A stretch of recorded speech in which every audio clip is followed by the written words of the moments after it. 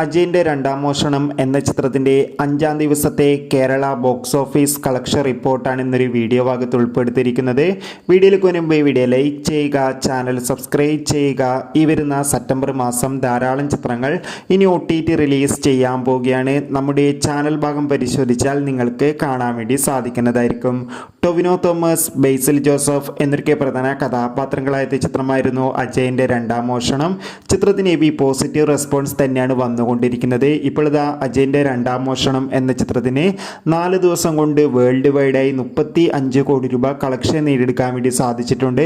എന്തായാലും ചിത്രം മികച്ചൊരു വിജയത്തിലേക്ക് തന്നെയാണ് കുതിച്ചു പോകുന്നത്. ഏവരുമേറെ ആകാംക്ഷയോടെയാണ് 5-ാം ദിവസത്തെ കളക്ഷൻ റിപ്പോർട്ടും അറിയാൻ വേണ്ടി കാത്തിരിക്കുന്നത്.